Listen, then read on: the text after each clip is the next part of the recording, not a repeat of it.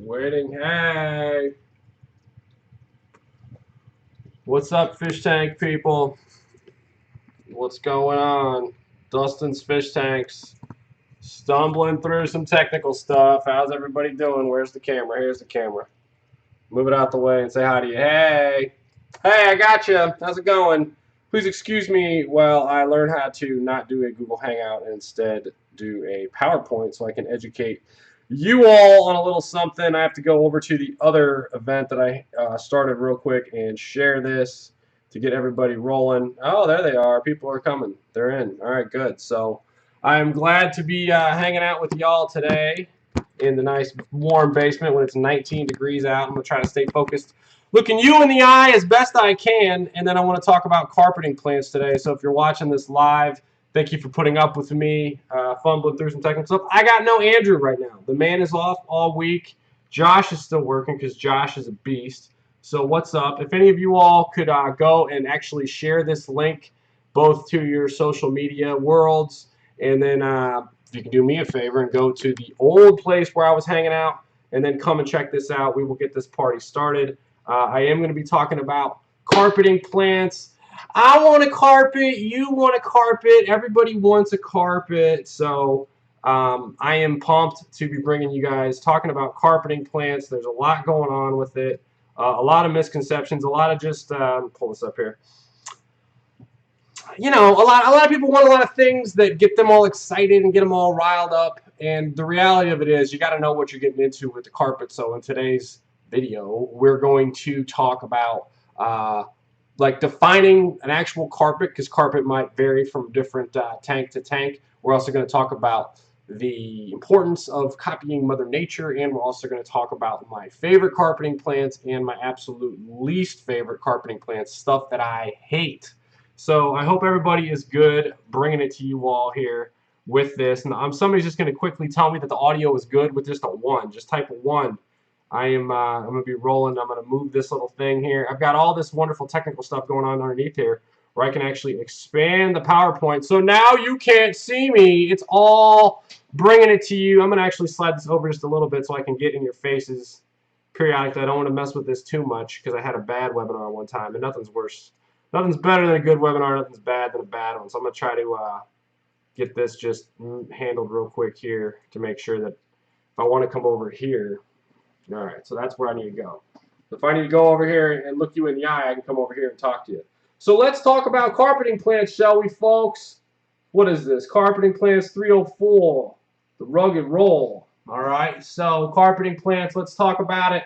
And yeah, thank you everybody for the likes, shares, comments, and all that good stuff. I do have a little bit of a special going on for those of y'all that stick around to the end. But let's teach you a little something, okay? Go over here and click this. Oh, what we're going to cover today, we're going to define a foreground. We're going to think about how foreground plants are in nature, because everybody loses sight of this stuff when it comes to Mother Nature. Like Mother Nature, what would Mother Nature do? Mother knows best. Listen to your mother. I know you saw your mother over Christmas break, you punks. You should listen to your mom. Sorry. I want a carpet. How many emails a day do I get about people that say, I want a carpet? We're going to talk about defining a carpet, what's a good carpet, what's bad carpet. We'll talk about substrate for a little bit. We're going to talk about lights for a little bit. We're going to talk about foreground plants I love and foreground plants that I hate. Let's define the foreground. This is my old Goldfish member Sally Shucks tank. This is a 150-gallon tall. This is my man Trevor or Tyler's tank. I'm not sure who it is. These are 2 entirely different tanks, folks. 2 entirely different tanks. Can I get you closer over here? Can I go like that? No, that's not going to work. Sorry. Yeah, 2 entirely different tanks. Entirely different tanks. And then these tanks right here are so different. I want you to see the difference between one's a 150, way taller. One's a shorty, one's a 10. Okay, so there's 2 different types of plant, 2 different complete scenarios here. So if one of these people asks me what's a carpet, they're going to get a different response. Or I want a carpet. What's the response I'm going to give one, Sally with the taller tank, is not the same response that I'm going to give. I'm going to call him Travis. I think it might be Travis Tripp. It's a T. I know I got the T right. Is going to give him a different answer because it depends on what they got going on here. So let's just break this down. Tall tanks are exponentially harder to light. It's something called the inverse squared law. We're going to show that in a second. Short tanks, easy to light. Easy to light, okay? You'll notice in here, in the 10-gallon tank or whatever it is, this little spot right here, this man is running a lot of CO2. I don't think Sally is running CO2 in this tank right here. Some nice looking angels, nice looking clownfish, by the way. That's a hot tank. So we're going to move on from there here. What would Mother Nature do? This is down in Hilton Head, South Carolina, a place where I like to chill. My mom is actually down there now, that evil woman. This is where baby tears, regular hemianthus grows. This is not dwarf baby tears. This is regular baby tears. It's growing on the edge of the pond. So what do we have on the edge of the pond? Well, we have three things going on. We have shallow water. One, shallow water. Two, we have lots and lots and lots of light. And three, we have good substrate. We have dirt. You can see the dirt down in there, okay? So that's what is going on in Mother Nature. Now, if you want success in your planet aquarium, I recommend that you follow Mother Nature, listen to your mother, and follow kind of this. This is just like, this is how it is. This is where the stuff comes from. So there's no reason to try to, like, you know, not imitate what's going on in Mother Nature. This is how it grows in the wild. This is what you should be trying to do in your aquariums. It's easier said than done, so we're going to break this down. But I want you guys to see this. This is on the edge of a bank in Hilton Head, in Shipyard. Like, baby tears growing right down there. You can see it. A lot of other plants. You can see the dirt. You can see the shallow water. So use Mother Nature as a rule, and we will move forward from there. As I slide over here. I want a carpet! Hey, Dustin. The emails are all like, hey, Dustin, I would like to get a carpet in my 90-gallon aquarium. I've never kept plants before, and I like your YouTube videos, and I want a carpet. How do I do it? P.S. I don't have any good substrate, and my lights suck. Tank on. And it goes, well, Mr. Customer that I want to make happy, but I can't really give you what you want with that setup. We need to kind of talk about and unpack this I want a carpet situation here. So we're going to unpack the I want a carpet, because can you have a carpet? What would Mother Nature do? Well, look here. Mother Nature is a beautiful brunette. She hangs out in lily pads with lotus. I have seen her. I have met her. It's beautiful. We had a great time. And this is where she hangs out in this pond right here. This is where Mother Nature lives, right here. So, shallow water, lots of sunlight. Carpeting plants, generally speaking, grow in shallower water.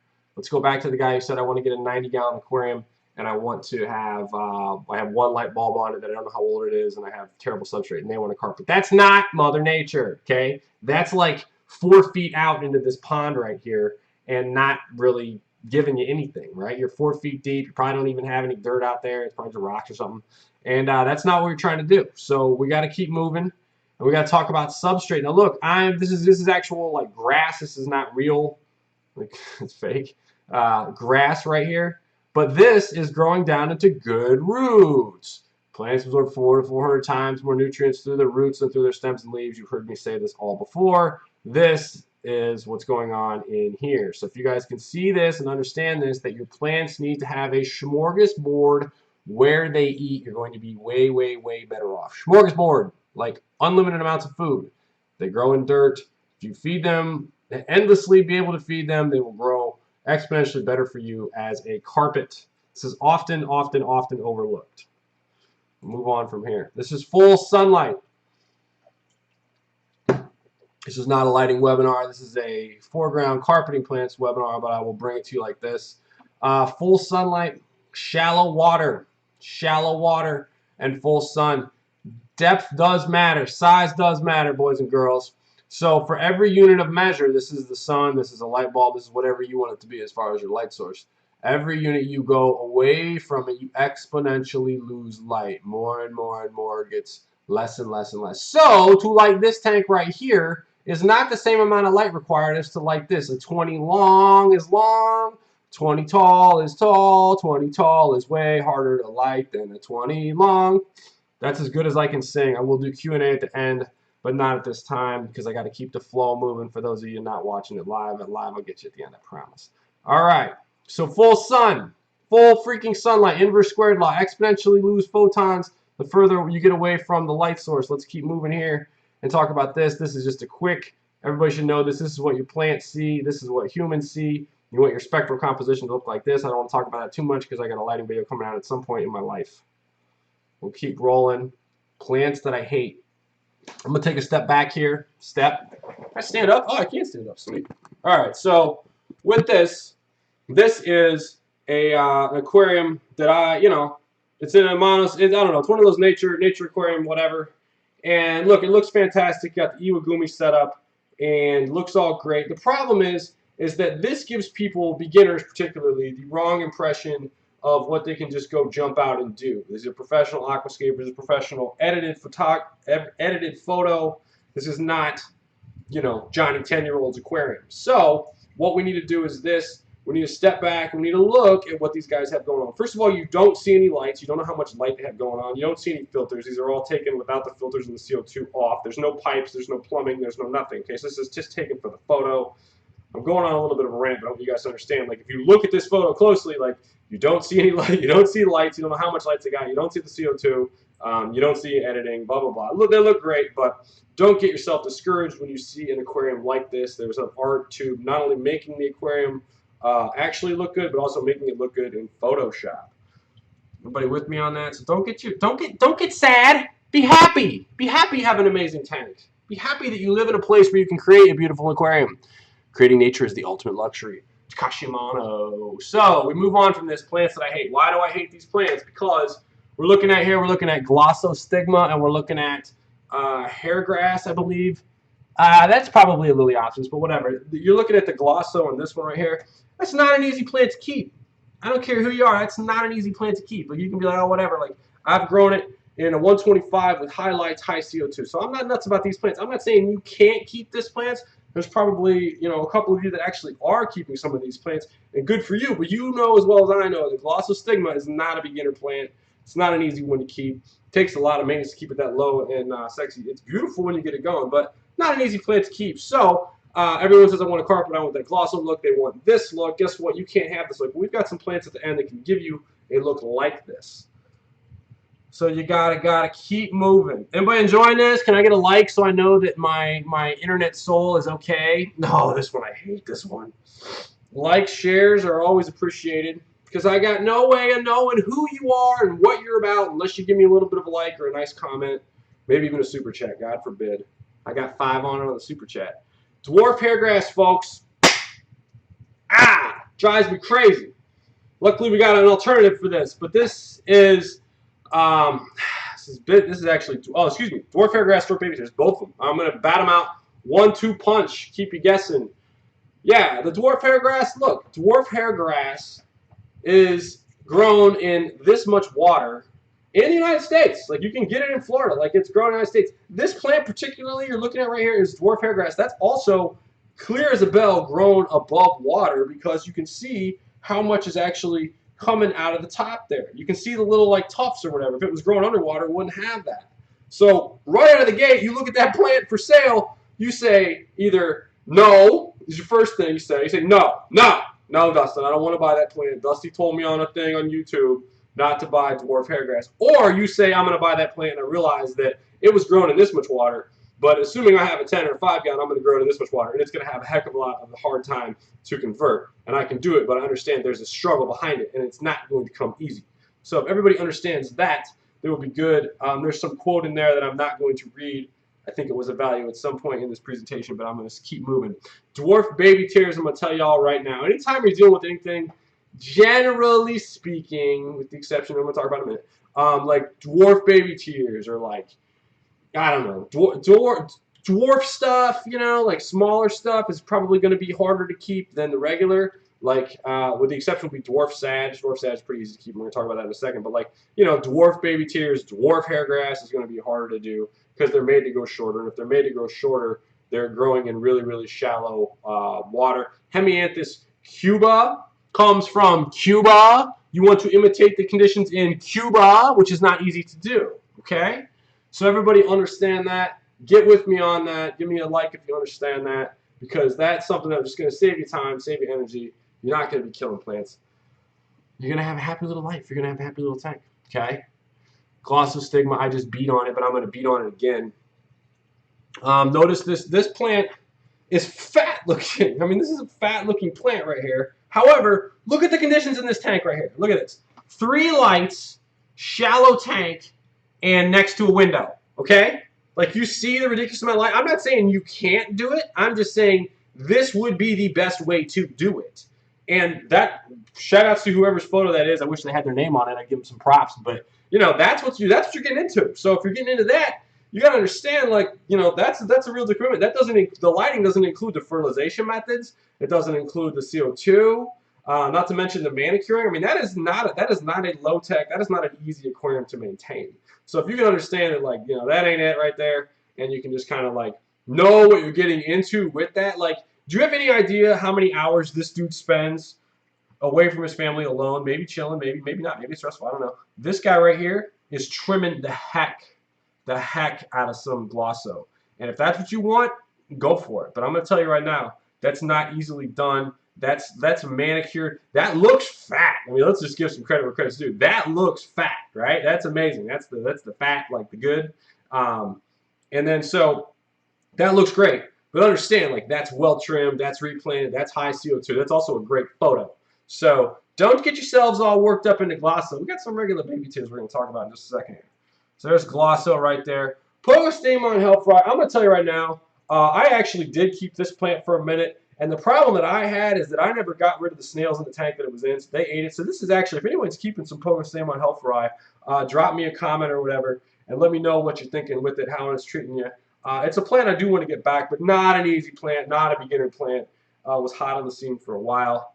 Cardinal plant. Now this is actually this is a tough one because it grows good underwater, but it's actually made to come up out of the water. So I don't know how long you're gonna be able to keep it low like this, but I did have this at some point. This is native. There's a Lobelia cardinalis actually.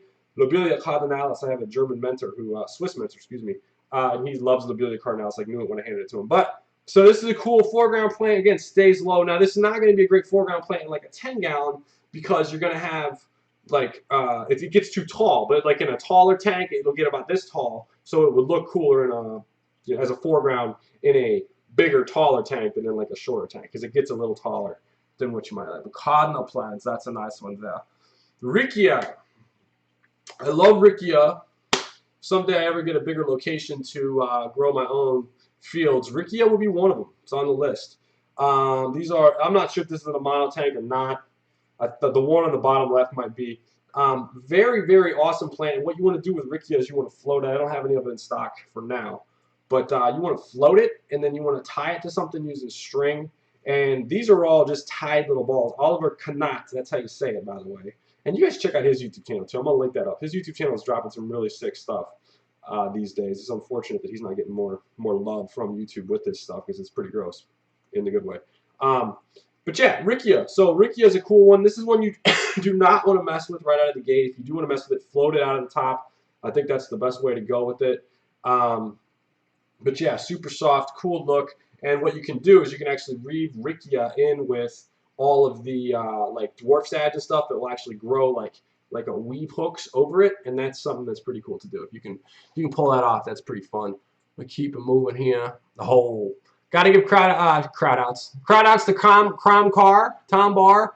This is totally photo taken from Tom Barr. If you don't know who Tom Barr is, he's like the old school dude.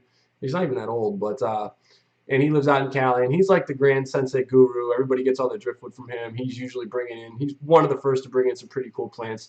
And in general, he's like a linchpin, if you will, in the hobby in the United States. And this is his all cardinals tank right here. So this is an all cardinals Tom Barr tank. This plant right down here is Staragini, or if you're German, Staraguni rippens. And he grows this. I sat next to him at the AGA a couple years ago, and he told me the best way to grow Starro is in this much. Now, I took that to heart. The problem with Starro, it's a rugged little plant. It's similar to a Hygrophila in the fact that it grows pretty well. The problem is if you don't trim it, it kind of chokes itself out because it grows low, and then it it'll grow low, and then it'll kind of shade out the bottom part. So you want to hack it and replant. The other problem with Starro is it never comes with good roots. Like, it never comes with any good roots. And if you can find it with great roots on it, buy it, because it's hard to get. Because typically people do is because you need to cut, they cut it and then they replant it all around. Like, if you're buying tissue culture Starro, tissue culture plants in general have suck roots. Staragini rippens is going to be no exception unless you find a good grower that has it. I don't have it in stock at this time, but it's a cool one. Definitely one you want to check out. It's probably like on a scale of 1 to 10, 1 being Java moss, 10 being, I don't know, converting dwarf baby tears with dry star method. This would be like a 4 or a 5 for y'all. Anybody learn anything over there in the chat? I haven't checked on you. I'm going to be checking in a minute. I'm going to go through some questions. I just want to make sure I get through the meat and potatoes first. And I hope everybody had a great Christmas. Oh, AR Mini, AR-15s, pow, AR Alternate Thera, Renaki Mini. Look, Alternate Thera, I call it Talent Thera, Alternate Thera, that goes with both names. This is just a shorter version of it. Grows great, likes to be spread and broken out. It was coming out of tissue culture plants for a while from Dennerla. Yeah, it gives you a nice red, stays low. This one does. Some of them get a little taller. But you can just take the regular alternate there and keep it short. This is a nice contrast. I've got a really great photo in the next slide over of it. Oh, that's not it. Where is it? No, thought I had one. It's coming up. But yeah, AR Mini, alternate there, Renaki Mini. Super fun little low boy plant. Lots of good stuff going on with that plant. Easy to propagate. Just break it off and keep planting. This one will actually get roots faster. So one of the pretty, for a short foreground fast growing plant, it's pretty sweet actually. So Swasser Tank, I have not kept this. I got some of this from Rob Flip Aquatic. Shout out to him. And it took forever to get going. And once it got going, it was just this weird, like, not jelly, but just like a soft kind of thing. And it grew so-so for me. And then it just kind of, it's like it's hard to describe. It's kind of like a moss kind of algae type thing. But it grows these real funky little like hammer looking things on it. You can see it in there. This is an easier foreground plant, but it's just a weird one to get started. Highlight, low light, doesn't care. Microswords. This is, I think this is Liliopsis bacillus. I actually have some Econodorus tenalis growing out in the greenhouse, so microsword's kind of it's a generic name. But like a dwarf sage, this is an easy one. This is one I actually kept without any fertilizers, without any good substrate, or excuse me, with a lot of fertilizer, but not good substrate, not that great of lights back in college. Liliopsis bacillus is one to check out. I should have this up on the site at some point. If not, get the dwarf sage and ask me for that. Coupon code, by the way, is Carpet. You'll save 18% off all plants and yeah, and fertilizers and some other stuff. So use the promo code Carpet and you will save yourself some cheddar. Microswords. Dwarf sage. If somebody says, I want a Carpet D, how do I get a Carpet D? This is how I'm telling you. This is what I'm running with. Dwarf Sagittaria Sublata. My buddy Brian remembers the day that I bought this plant back at Pet Supplies Plus. That's way back. Back at Just Fish, and I bought all of it. I was like, give me the whole thing, and I planted it in my 125 upstairs. I don't have a photograph of it in this PowerPoint, but dwarf sage, super fun, super nice, super easy. Included in all my beginner plant combos. I got the best dwarf sage rolling, and I'm actually about to get a nice big vat full of it, which is going to be even sicker. So this, if you're saying like this is, I want a carpeting plant, this is the one for you. Dwarf sage for sure, all day long. I think it grows natively in part of the U.S. too. This is another fun one. This is regular baby tears. I'm going to grab the camera while y'all are looking at baby tears. Baby tears, not dwarf baby tears. This is what it looks like in my there you go. You can see the front of that. That's the baby tears, not dwarf baby tears, growing in my Blue Ball B26. You can see it right there. I'm going to get the camera down or whatever. You can see the carpet there. If you're not following me on Instagram, you should be. I'm doing a lot on there, including a little photo I did earlier today of the tank over there. So, yeah, go hit me up, Dustin's Fish Tanks on Instagram. But that's, baby tears is awesome, right? Baby tears is like regular baby tears, not dwarf. Hemianthus, forget the whole scientific name. You want the regular, not the dwarf. This is actually a 75-gallon interwoven with dwarf. The top right is interwoven with dwarf or regular baby tears and dwarf. I'm gonna tell you right now, that was one of the most balanced tanks I ever had. You want balance, you want Zen Ninja stuff. Like, oh, that's it right there. That is the most balanced tank I ever had. It was 4 T5s, quad output T5s, regular baby tears, and dwarf sage, and then 1 Madagascar lace. Notice in this tank, there's no filter running, there's no bubbling. You don't see. You would see if there was a filter running, you would see like dwarf or baby tears or whatever, or excuse me, you'd see the duckweed right here flowing. It's not. You would see a bubble right here. It's not. That's because this is actually just no filter for a while. The most perfectly balanced tank I ever had in my life.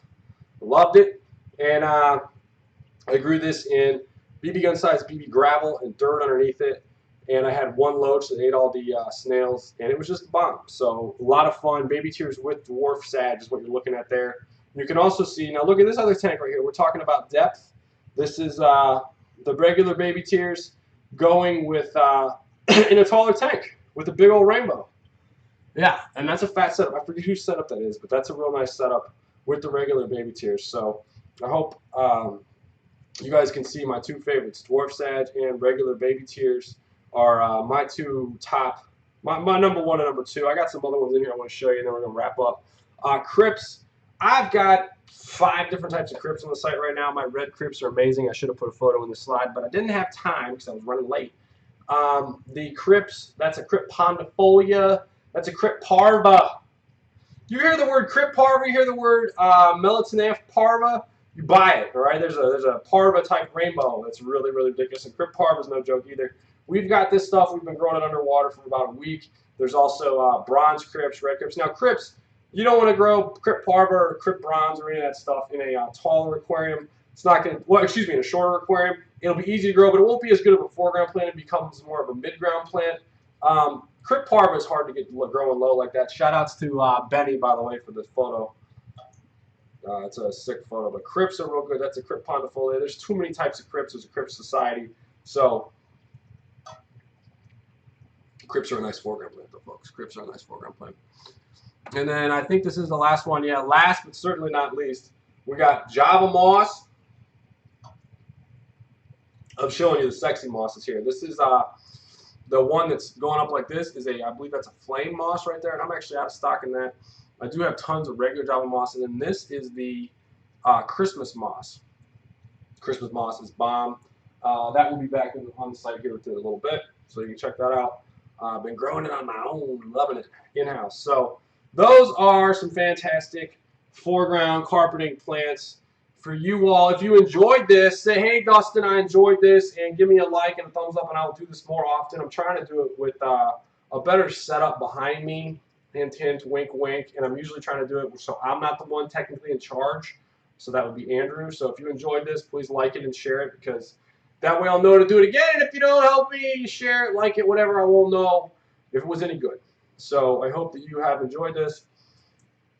Hit the subscribe button, hit the share button, hit the like it. Give me some sort of feedback, if you don't mind. So I'm gonna dive down into the chat and try to help you all as I sweat like a dirty, dirty boy.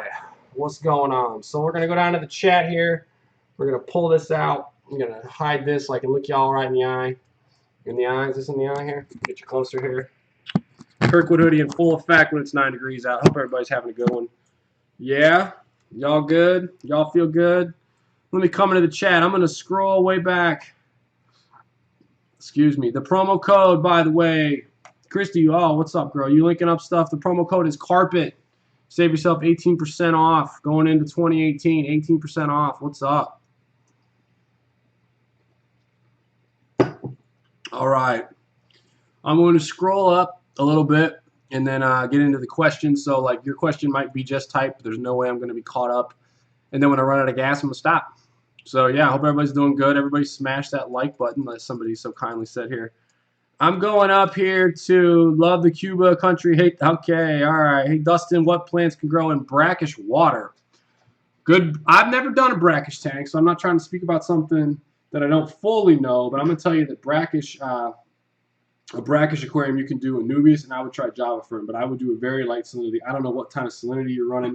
Haven't ran a salinity tester in years, but those would be the two I would start with. Maybe an Apongiton. Could be wrong. Bulbitis would be a good one to try there too. Java Fern, Bulbitis, African Fern, if you will, and maybe Java Moss. Try there. Let's see here. Thank you. Can he dance? Oh, I can dance. New species named Wonderlick. Haha. I've got some of that, tons of it, still not growing. I don't know what you're talking about here. Hope we can rewind this later. Came right in. Dwarf hairgrass segment. Really need a beginning. Yeah, dwarf hairgrass is just not a plant you want to mess with if you're a beginner. Oliver's good. Gesundheit, thank you. Okay, let's see here. Same fish, variety. Do fish slow down and hibernate in the winter months? My bet is seeming sleepy right now too. They get colder, yeah. But I don't know if it's your water temperature, what's going on with that. Water changes also help with my plants. Yeah, I didn't mention that. I do giant water changes over here. Like just the other day, I actually relaxed and did some water changes. It was nice. It was Zen time. So, yeah, water changes for sure. Low flow on the Football E300.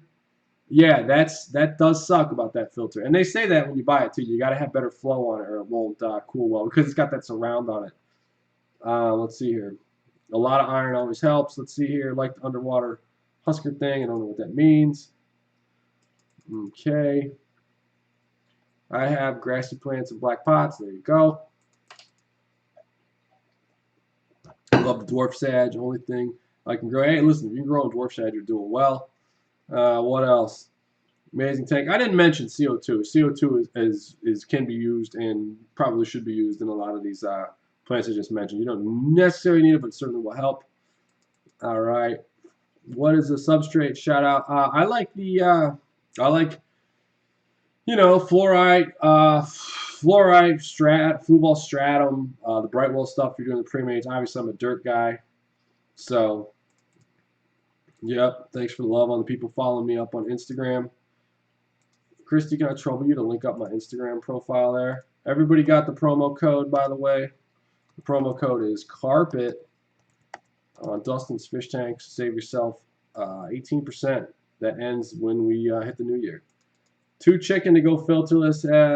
Joshua, absolutely fish, just saying hi. What's up? What's going on?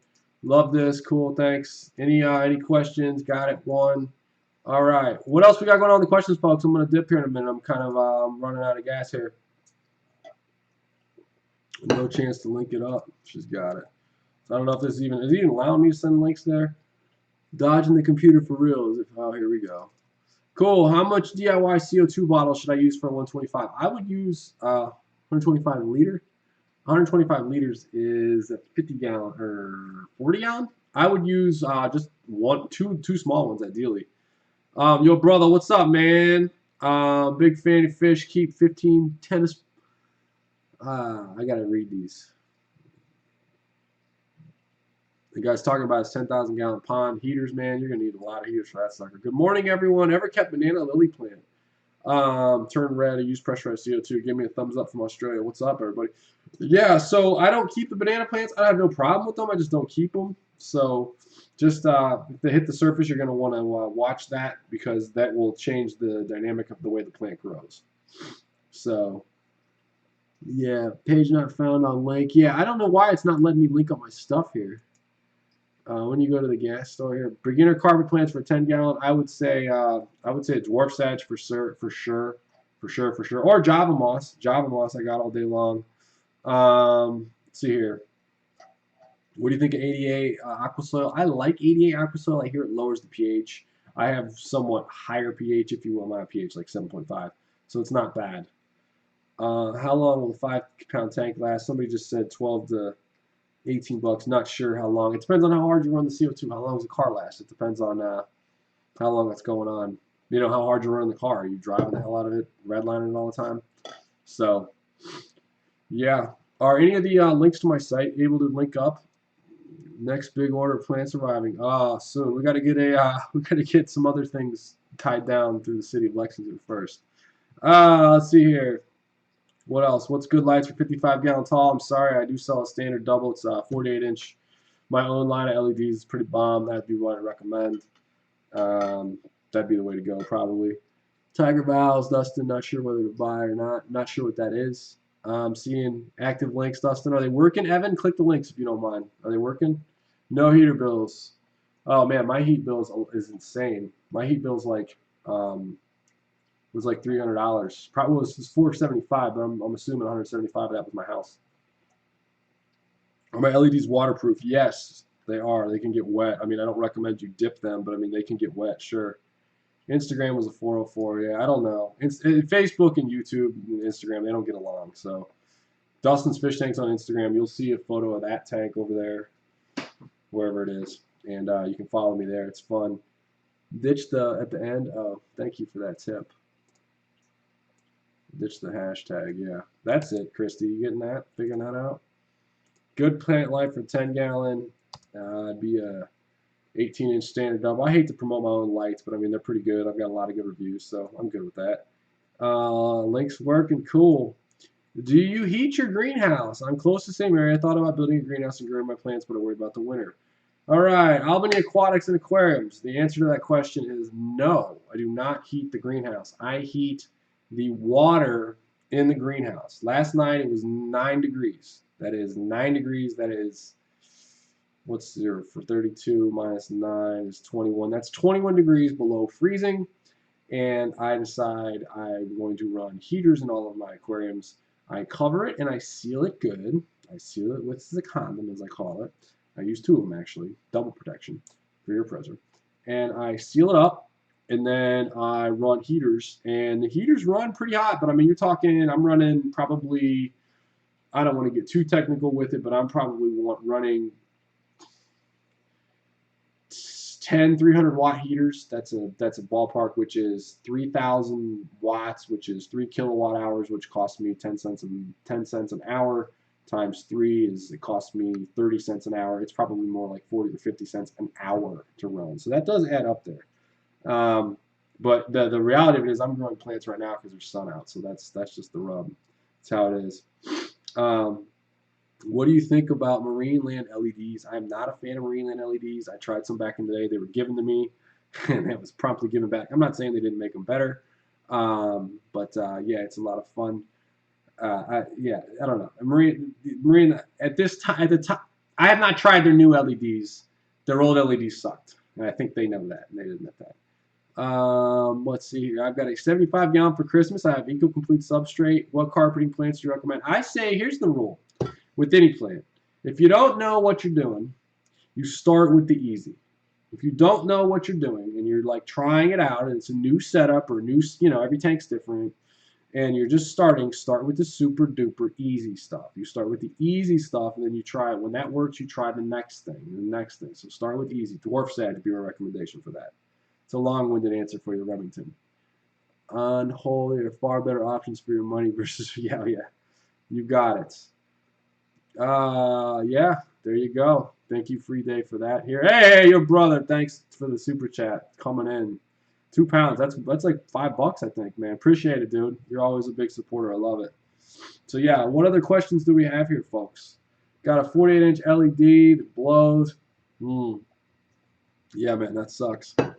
You got to. I mean, get what you pay for with lighting, folks. I mean, straight up. Like, this is one of my LEDs right here. This is one of my shing. This is one of my little 10-gallon here, and yeah, it's fun. You got to get good lights. Think about it, though. You're imitating the sun. That's the part that people don't get. You're imitating the sun, so you have to buy really, really good lights. Can you trim Java Moss? Steve Nesson, what's up, man? How you doing? Can you trim Java Moss? I can make this over here. Should I go in front of a tank? I think that'd feel a little cozier. God, I can't really do it well. I'll show you guys this real quick, and then I'll go back to the show. There's the Lion King tank, and there's the B-26. Which never gets done justice, by the way. I got these airplanes as well. So there you go. There's that. That's the Christmas moss. It's pretty fun. Take you back up here. Oh, you can see that one over there. That one's a fun one too. So yeah. What else we got going on? Dee's getting tired. I'm gonna go for a run. Burn off some energy in this 9-degree weather we're having here. Alright, I'm so confused. Tanks, betta fish love to stay at the top in shallow water, so I want to change my tank. Normal big fish tank. Well then, yeah, change it up. Let's see here. Do you like sports? I like NFL football, yes. Will Seachem Flourish Excel be a good substitute for CO2 injection for carpeting plants? Substitute, yes. Good substitute? I mean, it's a substitute. Let's put it that way. Pressurized CO2 injection is a better way to go. You'll kill your fish, though. And you never want to use too much Excel on jungle bow. It'll melt.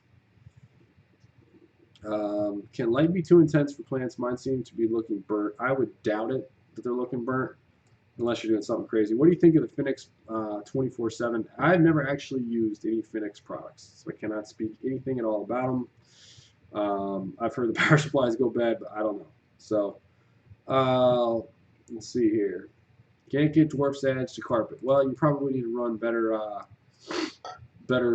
nutrients at your substrate would be my guess here.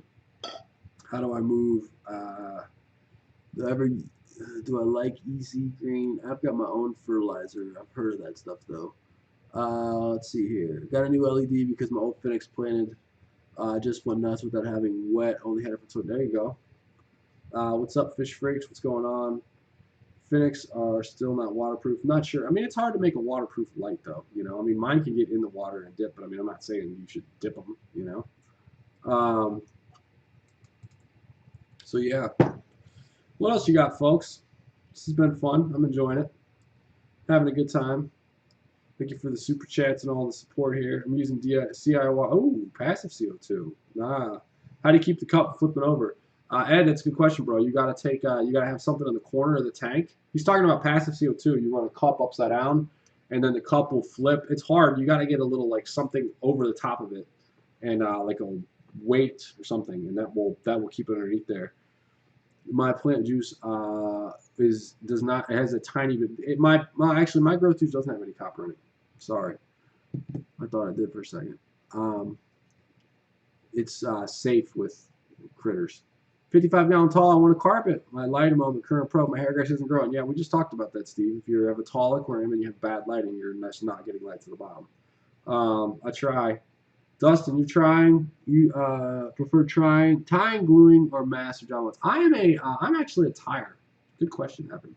I'm actually a tire. I like to tie the stuff. I like the feeling of it. I like the doing it. Let's see here. How many bubbles per second do you want CO2 at the tank that has lots of surface agitation? I would say 1.5. How do you remove brown algae from Ibis Petite? That's easy. Vino, you want to increase your water flow. Water flow is everything. Have you ever heard S-Box freshwater lights from? No, 200 parts. I've never heard of those alpha, and I'll put my blasters against any of those lights you're talking about.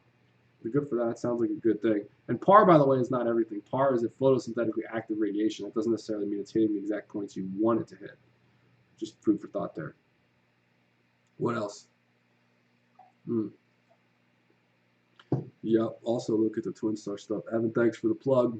Yeah, my blasters would be a better move. It depends on what you're trying to light too. Everybody always asks me like, do I need a blaster? Well, it depends on what your lighting are you trying to do. Are you just drawing Java moss, Java fern, or are you trying to get like real crazy and this big of a carpet all around the place? So, but yeah, what else is going on here, folks? What else is going on with you? Thanks everybody for coming on here. Y'all enjoy this? This is good, cool, like it. What would be the ideal time for me to do a live stream for you all? What's the ideal time of day? Give me your time zone too. Great tips. Yeah, you got it, man. Dusty's working on doing some new stuff. Hydrophilia. Hygrophila is a cool plant. What's the lowdown on it? New DIY bottle. Cool. Anytime is good. That's cool. All right. Cool. It's 4 p.m. New Jersey time. Got it. 4 p.m. Lurch Eastern time. Got it. All right, folks. Cool. Well, everybody, any other final powwow questions for you? Again, use the promo code CARPET. Save yourself 18% off plants. You got any questions, let me know. Me and Josh are manning them emails. Take care of you. You live in Europe. Nice. Where's everybody from? Will you get tissue culture plants back anytime soon? Yeah, I'm working on it. Why don't you do some 4-hour hangouts like some of these YouTubers? 4 hours is a long time to talk. I try to bring a lot more energy. I don't know. Like I don't really watch a lot of other YouTubers, but I just feel like the content might be kind of weak at 4 hours. Like, what do you I don't know. What would you like for me to talk about for 4 hours straight? Would be a better. My question to you would be like, what would you want me to talk about for 4 hours straight? I kind of feel like I'd be talking in circles. But hey, if you've got 4 hours worth of content you want me to bring to you, we're down with that. 4 hours is too long. Yeah, I did an hour and a half live stream with Josh one time, and it was just way too long. It was like a 2-hour live stream, and Josh did a great job. Cool. I don't know. I got some collabs coming up too. I'm excited about that. So be pumped about that. yeah, everybody. Cool. What's up? So thanks everybody for hanging out. Please drop me a comment on this, share, whatever. Let me know what you want me to do these topics on. And I'm gonna get out. Yo, you brother, thanks again for the super chat, dude. You're the man. Someone's gotta buy you a drink. You're the man. Talk about ODB. I wish ODB was still around. I'm out, folks. Tank on. Later. Later. I don't even know how to end a live stream. Can you like it if you'd like it? Exit. Ending. Love ya.